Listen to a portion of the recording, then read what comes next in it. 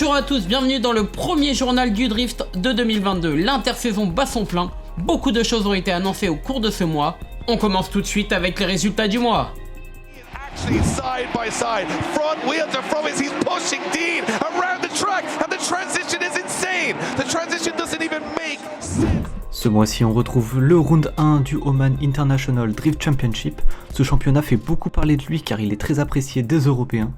On peut d'ailleurs en juger par le podium de ce premier round avec le néerlandais Clint van Hort qui remporte le round au volant de sa S14.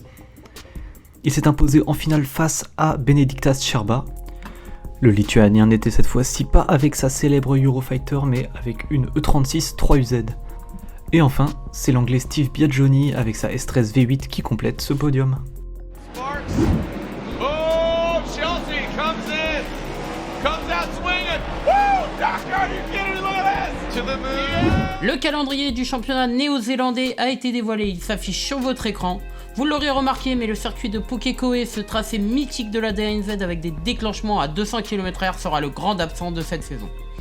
On verra en revanche l'arrivée de deux tracés qui font leur retour avec Topo et Hamptons Down. Malheureusement, les rounds 1 et 2 sont pour le moment reportés jusqu'à ce que la situation sanitaire s'améliore.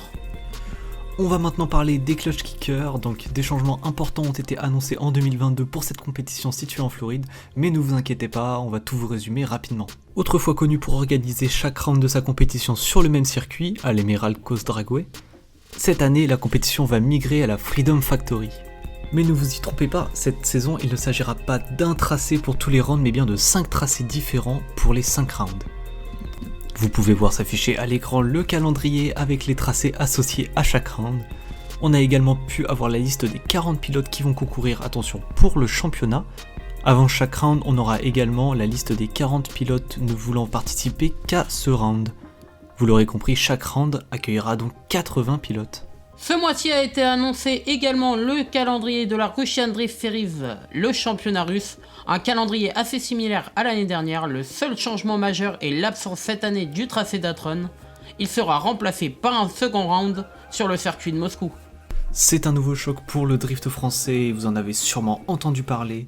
La mairie de Bordeaux-Mérignac a décidé d'expulser l'organisme du circuit GTRS Bordeaux-Mérignac, qui était organisateur jusqu'ici de nombreuses journées roulage, mais également de l'organisation du championnat de France de drift au circuit de Bordeaux-Mérignac.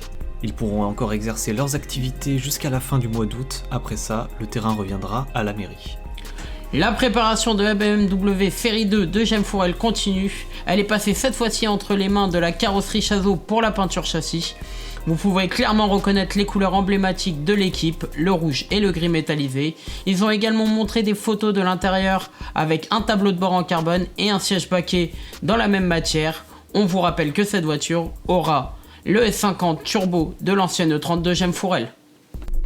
Comme vous avez peut-être pu le voir dans sa dernière vidéo, Guillaume Gleillot a totalement déshabillé Nadège de A à Z. Il a sorti le 1UZ compresseur de la R33 et a commencé le découpage afin de gagner beaucoup de poids. Il a découpé le coffre et aussi dans la baie moteur. Où va-t-il s'arrêter? Guigui nous a confié que son hiver sera très chargé. Michael Perrottet, qui sera en catégorie élite en 2022, était resté très discret jusqu'à présent pour son intersaison. Il a récemment posté une story d'un devis fait par son préparateur Jacobsor où on peut y voir un remplacement de son 1JZ par un 2JZ. Donc on peut clairement parler d'un swap pour la S14 du Suisse. Cette fois-ci du côté des États-Unis, on a eu un petit teasing de la part de Ken Gushi avec ce post Instagram montrant la préparation d'une toute nouvelle Toyota GR86, donc l'évolution de la GT86. On peut donc s'attendre à voir Ken Gushi se séparer de sa Supra pour cette GR86 pour cette saison 2022 de la Formula Drift. Mathias Locatelli et sa superbe E92 couleur citron recevra une livrée signée par les Lyonnais de Starfobar qui sont déjà responsables de la belle déco de la E46 de Jocelyn Janin ou notamment des précédentes décos de Supreme Drift. Chaque mois, on vous propose une question pour réagir et débattre dans l'espace commentaire. La question de ce mois-ci est la suivante. On attend toujours le calendrier du CFD, mais quel circuit attendez-vous au championnat de France cette saison ?